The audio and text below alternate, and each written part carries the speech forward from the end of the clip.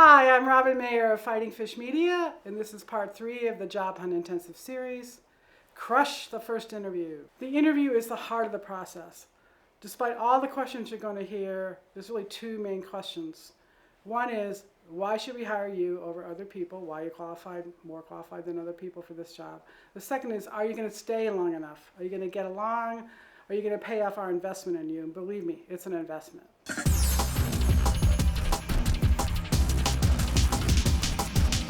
Common mistakes among interviewees is lack of prior preparation, which leads to panic, which leads to fudgy statements.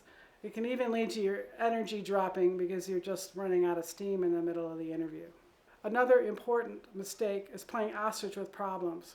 Again, that goes back to the planning. If you have a problem, let's say you were fired as an adult, you need to prepare an answer in case you get asked about that. Proper prior preparation prevents panic, however the formula you want. The first step is to research. You research your potential employer to death. You read the website, you learn who's who. You call up the support person and you ask, who is interviewing me? It's a normal question to ask. They should be happy to accommodate you. Even better, they'll pronounce the names for you. Then you can look up those people on LinkedIn and you'll learn all about them. You'll learn their gender, their career, what position they hold, maybe even some interests. It's wonderful prep. An obvious place to start is the physical stuff. What are you wearing? Is your suit ready? Is it clean? Are your shoes shine? Do you need a haircut? Do you need a hairstyle? Women, try out your makeup and get that extra pair of hose. Are you going to take a briefcase, a satchel? What? Try to minimize it. I put my purse right into my satchel. I'm only carrying one thing in, and I cut out everything I don't need to take in. I leave it in the car. It's really important that you get it all done in advance. Leave nothing for the morning of except the shower and getting there. It's stressful enough. Next, you're going to plan out the logistics so that you arrive at the interview calm, cool, collected in one piece. Transportation, planes, trains, automobiles, whatever the case may be. If you do have to fly to an interview, fly in the night before. Get some rest. Don't count on the airline to get you there on time. I lost a job that way once. So logistics is an important part. Read the forecast for your interview, the day and the location, obviously. If it's going to rain, take an umbrella. My mentor, Harry Fuller, said he couldn't believe an interview candidate come in dripping because they hadn't had the foresight to bring an umbrella, and guess what kind of impression that made. You also want to plan out your food. Nice protein-heavy breakfast. Maybe you have to have lunch near the place. Best to have a morning interview. At least avoid a late afternoon interview when everybody's energy is dropping. An important component is to find a place near the interview where you can take a break before you enter the stage, so to speak. I prefer chains. Starbucks, McDonald's, nice and air conditioned. Once you buy something, they don't care if you sit there. That kind of place. You want to just be able to relax, go to the bathroom, check the mirror, eat your protein snack, consult your phone, whatever it may be. So figure out what that place is. Another tip I learned in Washington, D.C. when I had to look for a job in July. I learned to pack my clothes and change into them at the place, the Starbucks or the McDonald's or whatever, so that I could be fresh and ready for the interview. There is really nothing like shaking somebody's hand and sweat's coming off your palm.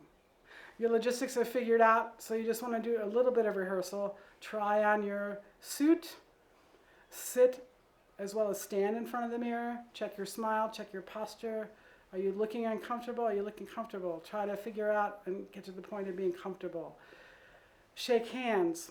Now most people are fine in this department, but occasionally you do meet people with either the dead fish handshake or the strongman Schwarzenegger. I once shook Arnold's hand and it was like shaking the hand of the Terminator.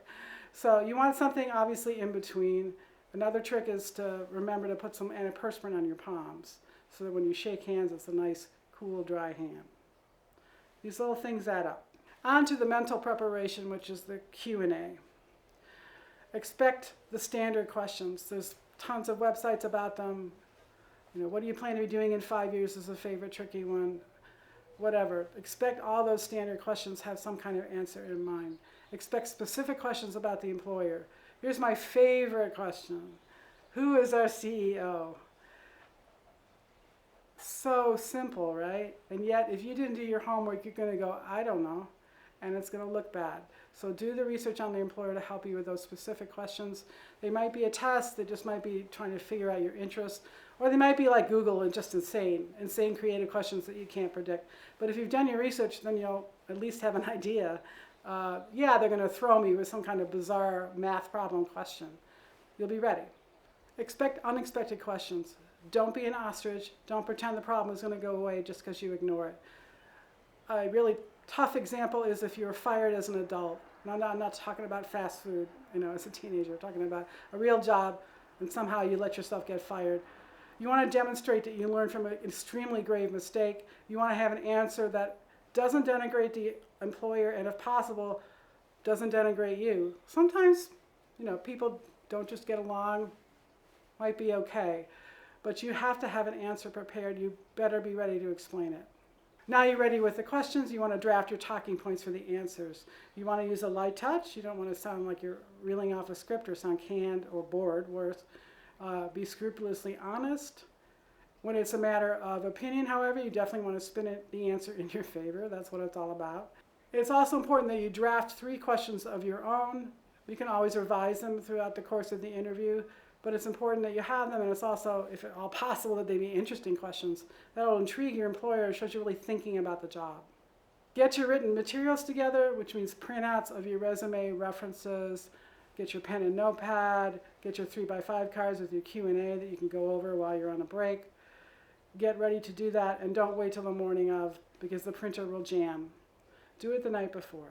You've done your physical and mental prep, now it's time for some emotional prep, especially if you're still really nervous. Write out your fears and anxieties. Ask a trusted person for advice. Maybe not your best friend, maybe not your family, but somebody you respect so that jealousy is not an issue.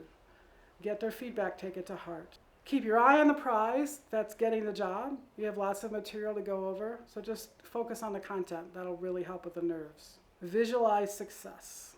Go back to your visualizations, ramp them up all over again. All right, let's do this. The night before, you want to obviously get enough sleep.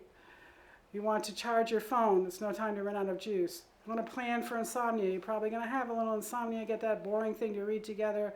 Do some stretches. Walk down the hall, whatever it is. Try to get enough sleep. Okay, it's the morning of. You're ready to go. You know what you're doing. You're going to pack your satchel. You're going to dress carefully. If it's beastly hot and you decide you really need to change at the break place, then try on your outfit anyway, just to double check that you've got everything together. You're going to follow your logistical plan. You're going to execute it perfectly. Call a ride rather than be late, for example. Money is not an object in the situation. Get to your break place. Take a little bit of a breather. Go to the bathroom. Check the mirror. Eat your protein snack. Arrive at the building of the interview. Make sure that you're no more than 5 minutes early. If you have the time, you can go to the bathroom and check the mirror, but make sure the receptionist does not announce you until you are ready. Being early actually pressures the manager, who's not only juggling their work day, but they may be juggling other candidates. So don't be too early. It is not a good thing to do. It's showtime. So know that you have done all the prep you can possibly do. Display your confidence. At this point, the interview might even be fun. You're going to meet some interesting people. You're going to learn about your employer. You're going to learn about the field. Enjoy. Sit in the right place. This sounds kind of strange. You may not be given a choice about it, but you also might be given a choice. So it's actually important that you sit in the right place. If it's a panel, you want to sit opposite the panel so that you can take them in one sweeping glance. If it's, God forbid, a big circle of people, I hope not for your sake, but if it is, try to sit next to the most powerful person. Sitting on the right of the powerful person is an indicator of your own power and helpful. The interview is happening. So the first thing is to listen. Obviously, listen to the questions. Don't interrupt the questioners. If they ask you a tough question, pause. They'll wait, and they'll appreciate that you're giving a thoughtful answer, and it will really help you if you have that extra second or two just to think about the tough question. Maintain eye contact. If you are being interviewed by a group or a panel, you start with the questioner, and then you share in a bigger way with the group. You've done your prep, so you're ready for the tough questions. Probably 2 types. One is knowledge. Do you know X and Y and Z? If you don't know, say you don't know. It's really better to say you don't know, because you'll probably be given the opportunity to learn on the job anyway, than try to make up something at the time. Career questions, something they want to know about your previous career. Since you've done all the prep, you should be ready and sail right through. And then I call them Google questions, creative questions that nobody can prepare for. You just do your best. Take the time. And if you're allowed, if it's a complicated question, certainly take notes. They'll let you take notes, and so you can look at your notes and it'll be a lot easier to figure it out. Keep your energy up. Your protein snack is helping you at this point. Maybe your energy is starting to droop, but you focus on the material, the passion for the job, and the employer, and you should be able to rev right back up. Okay, getting toward the end of the interview, be ready with your questions. You might be asked just point blank, what are your questions? You might be asked at the beginning of the interview to feel free to interrupt and ask questions. So follow the directions that are given you, but also be aware of the implicit directions. In other words, don't interrupt somebody. Save your questions for the end. The interview is over. Congratulations. You're not quite out the building yet? Make sure you thank your interviewers, obviously. If they give you business cards, definitely take them. They may not give you them, don't ask for them. Just when you get out of the building, take your pen and notepad and write down the names so that you have them handy. Go home, not to the bar. Alert your references about the interview that they might be getting a call. We'll have more information on that in part 5. You may want to consider sending thank you notes to the interviewers. I'm a little bit on the fence about that. I don't think it's absolutely required. First of all, it's extremely transparent. It does show you're a mannerly person. If the interview went well, maybe it would push you over the top. If the interview went badly, the thank you notes won't help you, and they will look odd, so I wouldn't even bother in that case. And then, now reward yourself. You've earned it.